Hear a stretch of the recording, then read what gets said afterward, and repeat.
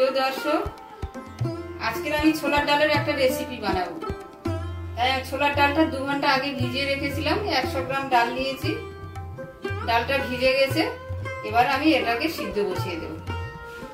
খুব বেশি সিদ্ধ করব না, হাফ সিদ্ধ করলে হয়ে যাবে।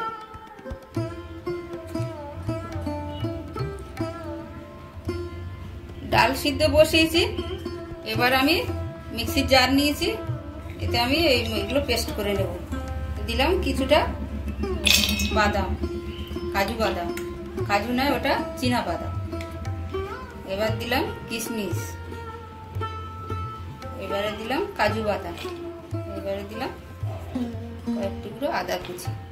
ঝালের জন্য দেব কাঁচা লঙ্কা।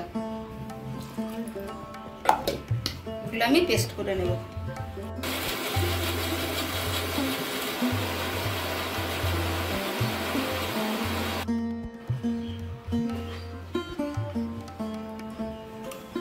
আমার পেস্ট হয়ে গেছে। এরকম করে আমি এগুলো পেস্ট করে নিয়েছি।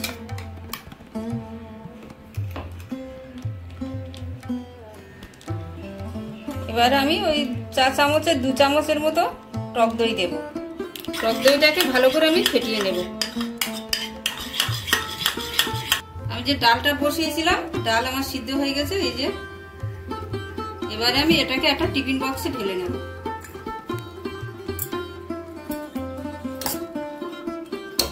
আমি যে পেস্ট করে নিয়েছিলাম সেই পেস্ট দিয়ে দিলাম। এবারে দিলাম আমি যে টক দইটা ফেটিয়ে রেখেছিলাম সেটা দিলাম।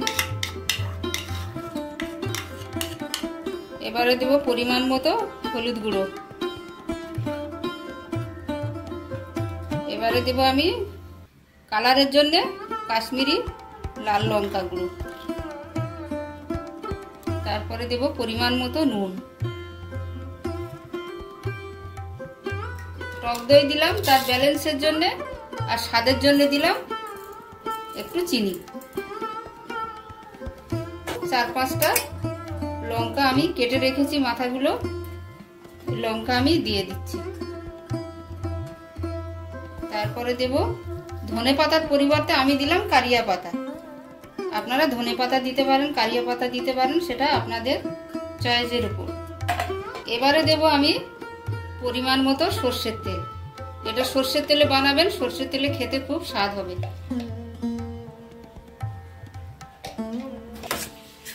এবার সব উপকরণ আমি একসঙ্গে মিক্সড করে দিলাম।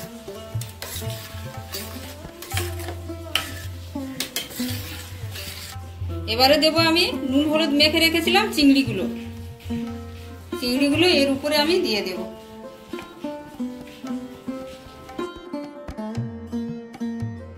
জলটা ফুটে গেছে, একটা স্ট্যান্ড দিয়েছি। এবার আমি এটাকে বসিয়ে দেব।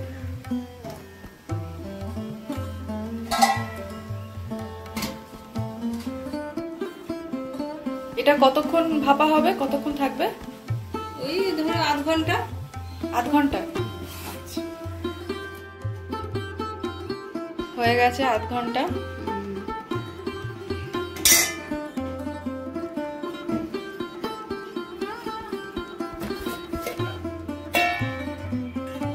আরে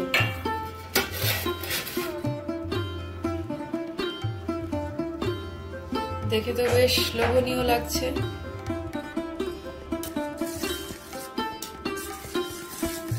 একটু এই যে ঝোল ঝোল আছে, মানে ভাত হোক বা কেউ যদি রুটি টুটি দিয়েও খেতে চায়, একটু ঝোল ঝোল থাকলে বেশ ভালো হয়। সামান্য ঝোল, খুব বেশি ঝোল নেই। একটু ঝোল না থাকলে তো হবে না। হ্যাঁ প্রিয় দর্শক, গোপুর হেসেলে আজকের আমরা বানালাম ছোলার ডাল আর চিংড়ি দিয়ে ভাপা। খুব কম সময়, খুব কম পরিশ্রমে দুর্দান্ত স্বাদের এটি একটি রেসিপি। আপনারা কিন্তু অতি অবশ্যই বাড়িতে একবার ট্রাই করবেন, আর কেমন হলো সেটা আমাদেরকে কমেন্ট সেকশনে এসে জানাবেন। ভিডিওটি ভালো লাগলে চ্যানেলটি অতি অবশ্যই লাইক, শেয়ার, সাবস্ক্রাইব করে দেবেন। আপনারা ভালো থাকবেন, সুস্থ থাকবেন।